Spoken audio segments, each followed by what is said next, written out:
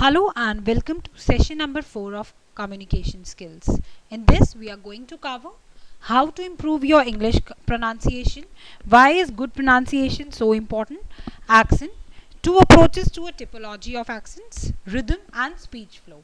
So first of all we'll start with how to improve your English pronunciation. आपको पहले तो आप ये जानिए कि इम्पोर्टेंस क्या है प्रोनाउंसिएशन की, हम क्यों पढ़ाते हैं प्रोनाउंसिएशन, क्योंकि करेक्ट प्रोनाउंसिएशन बहुत ज़रूरी है एक स्पीकर के लिए कम्युनिकेट करने के लिए. बिकॉज मैं आपको एग्जांपल देती हूँ. मान लीजिए शीप और शिप, अगर आप इन दोनों को ही एक तरीके से प्रोनाउंसिएशन कर रहे हैं, दोनों को शिप बोल रहे हैं या शीप बोल रहे हैं, तो जो आपका लिसनर है उसे ये पहचानने में बहुत मुश्किल हो जाएगी एग्जैक्टली आप कहना क्या चाहते हैं. अगर आप अपनी बात को ठीक तरीके से कम्युनिकेट करना चाहते हैं तो इसके लिए बहुत ज़रूरी है कि आपका प्रोनाउंसिएशन बहुत बिल्कुल क्लियर हो, क्लैरिटी से हो, ताकि सामने वाले को वो बात समझ आ सके. It is more important for us language teachers to have a good pronunciation. कोई भी लैंग्वेज टीचर्स अगर आपको कुछ भी पढ़ाते हैं तो सबसे पहले इम्पोर्टेंट यही होता है कि अगर उनकी प्रोनाउंसिएशन अच्छी नहीं है तो what will they teach you. तो इसीलिए बहुत ज़्यादा इंपॉर्टेंट है यहाँ पर कि लैंग्वेज टीचर्स का खुद का प्रोनाउंसिएशन अच्छा हो, ताकि स्टूडेंट्स को भी ये बताया जा सके कि सही प्रोनाउंसिएशन क्या है. क्योंकि अगर हम सही प्रोनाउंसिएशन नहीं करते हैं उस वर्ड का तो सामने वाला आपका मीनिंग जो है वो गलत इंटेंड भी कर सकता है. इसीलिए correct in pronunciation is very much required for a speaker to communicate and इससे ये पता चलता है कि exactly आप किस intention से वो बात बोल रहे हैं और exactly आप कहना क्या चाहते हैं. Now we can give you some examples here. I need some medicine for my cough. I need some medicine for my cough. तो कौन सा आपको लगता है कि ठीक है? I need some medicine for my cough. I need some medicine for my cough. तो कौन सा आपको ठीक लगता है? अगर आप सही यहाँ पर नहीं बोलते हैं, कफ को कफ नहीं प्रोनाउंसिएशन करते हैं तो आपके लिए बहुत ज़्यादा प्रॉब्लम हो जाएगी, क्योंकि हो सकता है वो सामने वाला कॉ समझ ले या कुछ और समझ ले. तो इसीलिए बहुत ज़रूरी है कफ को कॉफ ही बोला जाए, ताकि कॉफ का मीनिंग समझ में आ सके कि किस चीज़ की आप दवाई ले रहे हैं. नहीं तो आपका मीनिंग ही कुछ और समझ में आता है. He is not a boy who is afraid of hardship and death. And second, he is not a boy Who is afraid of hardship and death. तो सिर्फ एक कॉमा का फर्क है और कुछ भी नहीं है. देखिए आप विद और without a pause before who is quite different. अगर दोनों में सिर्फ कुछ भी सेंटेंस में फर्क नहीं है, ओनली हु से पहले कॉमा का फर्क है, but comma means a slight pause there. और अगर आप हल्का सा पॉज लेते हैं तो ऐसा लगता है कि he is not a boy. कौन सा boy? Who is afraid of hardships and death. तो इसका मतलब आप बॉय को ही आगे इलैबोरेट कर रहे हैं कि बॉय के बारे में ही डिस्क्रिप्शन दी जा रही है. तो इसीलिए एक छोटी छोटी चीज़ें आपको ये बताती हैं. प्रोनाउंसिएशन में सिर्फ ये नहीं होता कि एग्जैक्टली उसकी साउंड्स कैसे प्रोड्यूस करनी है, बल्कि हमें ये भी देखना होता है कि उसमें stress, intonation, rhythm, in speech flow, इन सब का ध्यान रखना बहुत ज़रूरी है. और जो ये सब चीज़ें अगर हम फॉलो करते हैं तो वो ही करेक्ट प्रोनाउंसिएशन कहलाती है. Now the goal of teaching pronunciation, हम क्यों पढ़ा रहे हैं, द गोल क्या है यहाँ पर, और what considered as a good pronunciation. किस चीज़ को हम गुड प्रोनाउंसिएशन बोलते हैं. जैसे कि मैंने आपको बोला, सिर्फ वर्ड्स को सही तरीके से प्रोनाउंसिएशन करना या साउंड्स उनकी सही तरीके से बोलना ही प्रोनाउंसिएशन नहीं कहलाता, बल्कि correct stresses, linking of sounds, rhythm, pauses, intonation, सब कुछ पूरा एस्पेक्ट होता है प्रोनाउंसिएशन का, जिसमें ये सब चीज़ें हमें लेनी होती हैं. और इन सब चीज़ों को कंसिडर करके अगर हम बोलते हैं तभी वो एक करेक्ट प्रोनाउंसिएशन कहलाती है. To good pronunciation means to pronounce correctly all the speech sounds of the language and all the combinations in their proper order, not only isolated words but also in sentences. सिर्फ words में ही नहीं बल्कि sentences में भी. मान लीजिए अगर हम जब हम इनको आइसोलेट करके बोलते हैं, द, इज, टू प्रेपोजिशंस कुछ भी हो गई, तो हम इनको पूरा पर्टिकुलरली इनके ऊपर स्ट्रेस देते हैं. बट जब हम इन्हें सेंटेंस में बोल रहे होते हैं तो we do not give stress to all these linking words जो सिर्फ लिंक के लिए ही बनी है, स्ट्रक्चर करने के लिए बनी है सेंटेंसेस में. उन पे हम नहीं स्ट्रेस देते. इन सब चीज़ों का मालूम होना बहुत ज़रूरी है, ताकि सामने वाले को हम ये बता सकें एग्जैक्टली हम किस बात पे स्ट्रेस दे रहे हैं और हमारी इंटेंशन समझ आती है कि एग्जैक्टली हम चाहते क्या है बोलना. To pronounce the sentence fluently at the speed required by the situation. जिस टाइप की स्पीच चाहिए, मान लीजिए अगर मैं ये बोलना चाहती हूँ कि दिस इज डन बाय अनु, तो अनु के ऊपर मैं स्ट्रेस दूंगी क्योंकि मैं ये दिखाना चाहती हूँ कि ये बात अनु ने करी है, ये काम अनु ने करा है. तो दिस इज डन बाय अनु. तो अनु पे मैं स्ट्रेस दूंगी एक सेंटेंस में, रादर देन इज या कोई बाय, इन सब पे स्ट्रेस ना देते हुए मैं अनु पे स्ट्रेस दूंगी। तो to pronounce sentences fluently at the speed required by the situation, जिस टाइप की सिचुएशन है वहाँ पर उसके अकॉर्डिंगली करेक्ट स्ट्रेसेस और साउंड्स को लिंक करते हुए रिदम, पॉजेज, इंटोनेशन का ध्यान रखते हुए मैं अब आपको आगे इलैबोरेट करूंगी कि एग्जैक्टली रिदम और इंटोनेशंस, पॉजेज होता क्या है।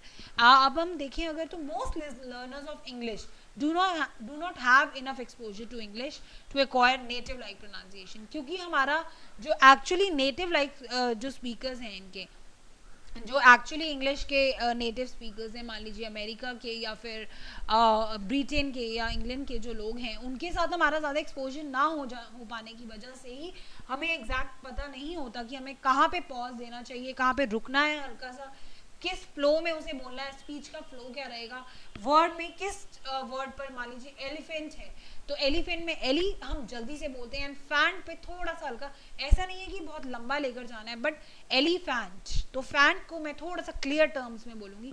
हमें ये सब चीज़ें इसलिए मालूम नहीं होती हैं क्योंकि हम जो नेटिव स्पीकर्स हैं उनके एक्सपोजर में नहीं आ पाते, तो we do not get that information कि एग्जैक्टली हमें कहाँ पर ये स्ट्रेसेस और इंटोनेशन का यूज़ करना है।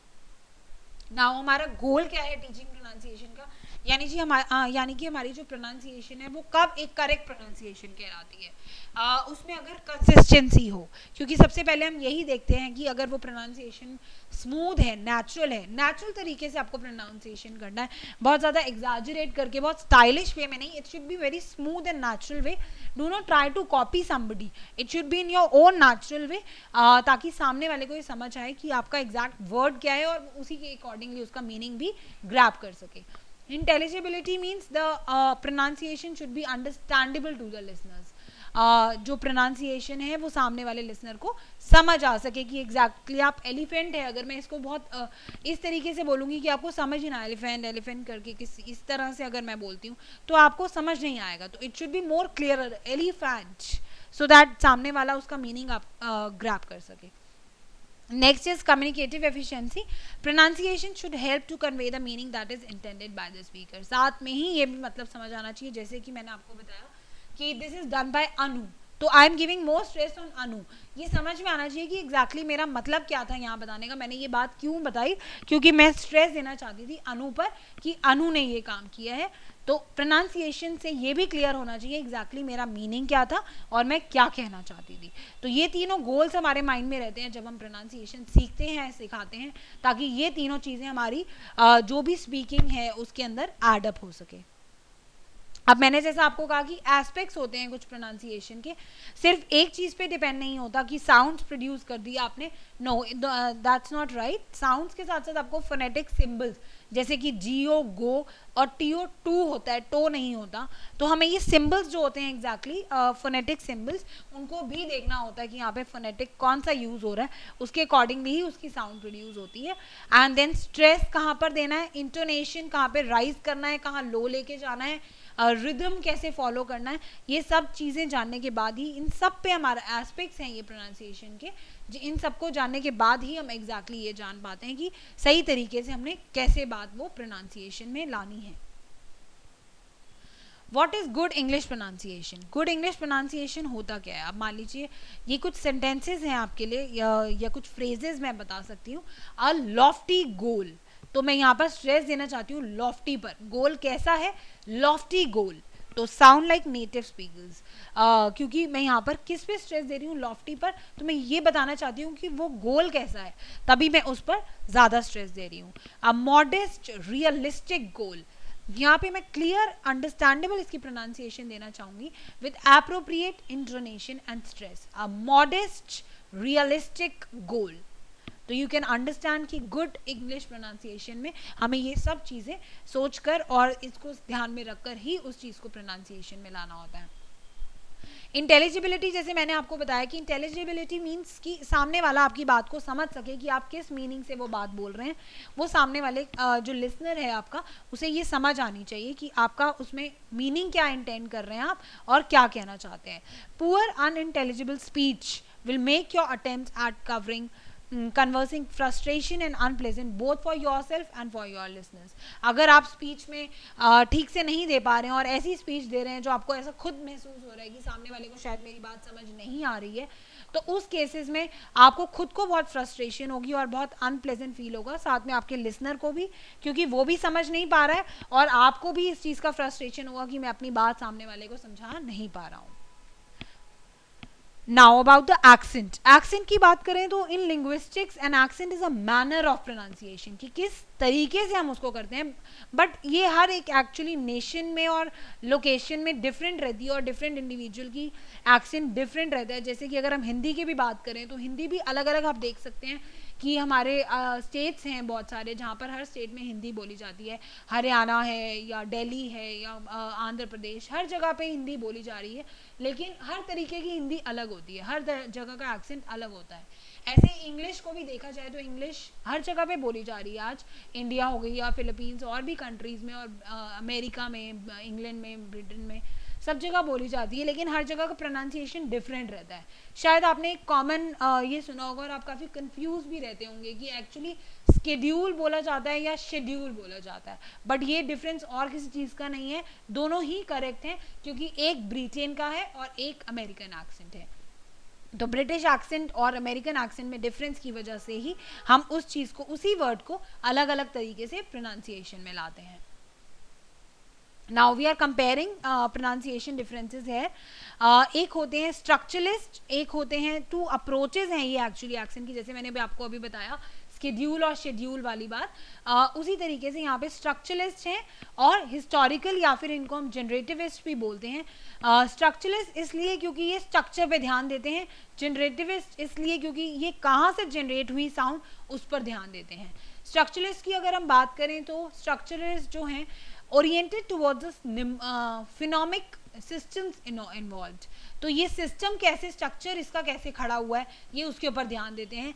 और ये सिंक्रोनिक डिस्क्रिप्शन पे देखते हैं कि एग्जैक्टली ईच एक्सेंट होता कैसे है, कैसे इसको प्रोनाउंसिएशन किया जाता है, इसका साउंड कैसा रहता है, ये इस चीज़ पे ज़्यादा ध्यान देते हैं.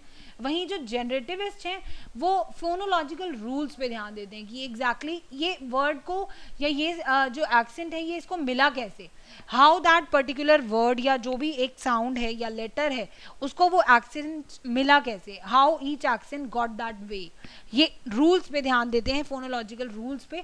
और वेराज जो स्ट्रक्चरलिस्ट हैं वो हर चीज़ का डिस्क्रिप्शन देखते हैं कि each accent is what each accent is like. Now कुछ चीज़ें हैं जिनसे हम अपने प्रोनाउंसिएशन को और ज़्यादा बेटर बना सकते हैं.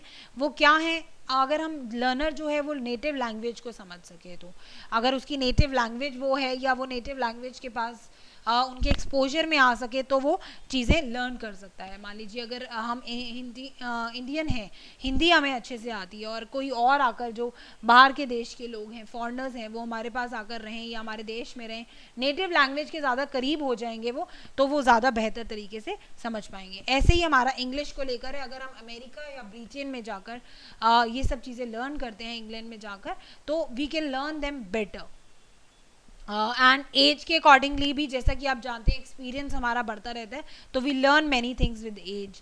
एक्सपोजर, उन चीज़ों का एक्सपोजर हो पाता है, हम उन लोगों से मिल पाते हैं जो इस पर्टिकुलर लैंग्वेज को फॉलो करते हैं या इस लैंग्वेज की प्रैक्टिस करते हैं, तो उनके एक्सपोजर से भी हमें समझ में आने लगता है कि एग्जैक्टली सही प्रोनाउंसिएशन क्या है.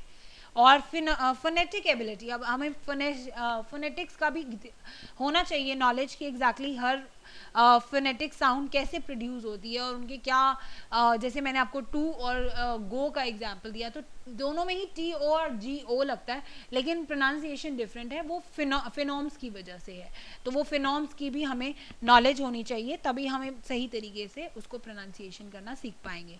एटीट्यूड और motivation, obviously this is very much required in all the cases when we are going for any kind of learning. कुछ भी लर्न करना चाहते हैं और अगर हमारा एटीट्यूड नहीं है, हम कुछ लर्न ही नहीं करना चाहते, मोटिवेटेड ही नहीं है, तो हम कभी भी कोई भी चीज़, इवन सिंपल थिंग्स भी हम लर्न नहीं कर पाएंगे. उस चीज़ की ज़रूरत तो आपको ऑटोमेटिकली पड़ेगी ही पड़ेगी. Then learner speech habit, learner की स्पीच हैबिट जो है वो आपको आनी चाहिए समझ में कि किस तरीके से हमें ये बोलना चाहिए, किस तरीके, कहाँ पे पॉज लेना चाहिए, स्ट्रेस, रिदम का भी आपको हैबिट्स में अपने स्पीच में लाना चाहिए. What are the priorities for learners? Learners की प्रायोरिटीज़ क्या रहती है? मेन चीज़ों का जो ध्यान देना चाहिए जिस पर लर्नर्स को, वो है weak forms, stress, rhythm, intonation. अब हम इन चीज़ों को थोड़ा सा डिस्कस कर लेते हैं कि एग्जैक्टली ये होता क्या है. वर्ड स्ट्रेस की बात करें तो ये कुछ आपको मैंने वर्ड्स दिए हैं जिनको मैं आपको बताऊंगी कि एग्जैक्टली कमिंग में हम कम पे ज़्यादा बोलते हुए कि एग्जैक्टली हम बोलना चाहते हैं कम, इंग पे हम ज़्यादा जोर ना देते हुए coming. Letter, beautiful, report, myself, forget, remember, explosion, modernization.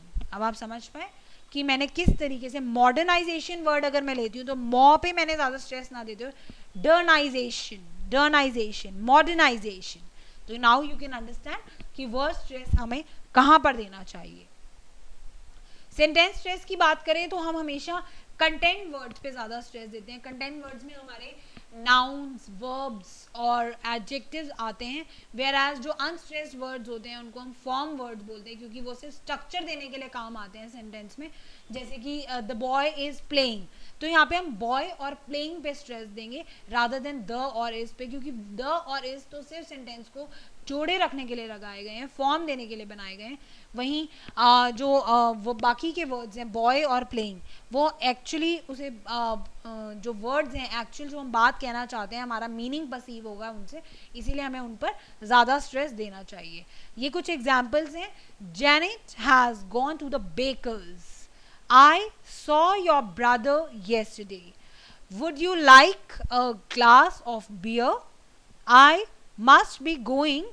My wife waiting for me at the corner of the street. Okay?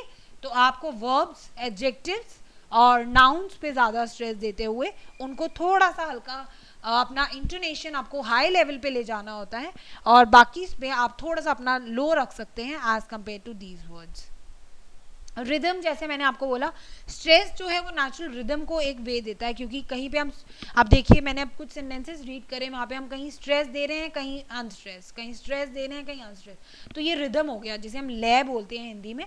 वो लय हो गई है कि हम ऊपर नीचे नोट्स लेकर जाते हैं जैसे.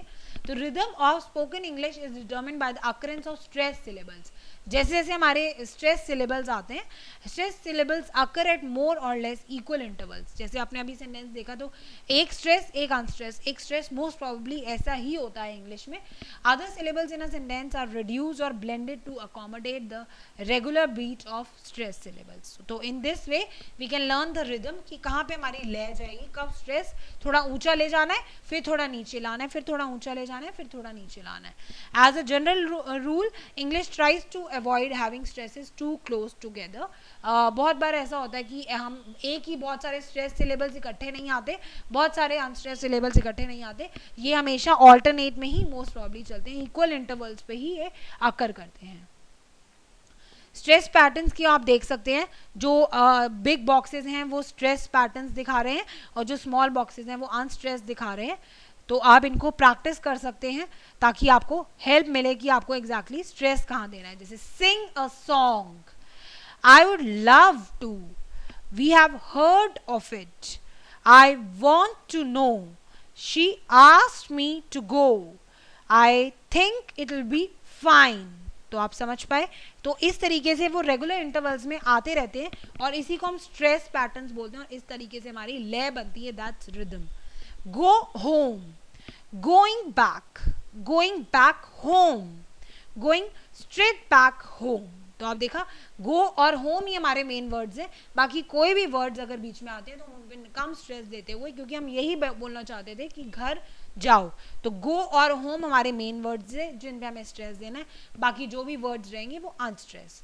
वीक फॉर्म्स की बात करें तो a cup of T, a glass of water, a block of flats, the book that I want, bread and butter, John's at home, I can speak English, I would love some potatoes, I have been to France, we were leaving the house. Now you can understand कि weak forms वो होते हैं जो unstressed रहते हैं, of, या इस type के जो भी हम वर्ड्स लगाते हैं जो सिर्फ स्ट्रक्चर देने के लिए होते हैं, सिर्फ उसको फॉर्म देने के लिए होते हैं सेंटेंस को या फ्रेज को, उसे हम ज़्यादा स्ट्रेस नहीं देते हैं. वीक फॉर्म्स वो फॉर्म्स होती हैं जो अनस्ट्रेस पोजीशंस पे होती हैं. Weak forms are of much more frequent occurrences than strong forms.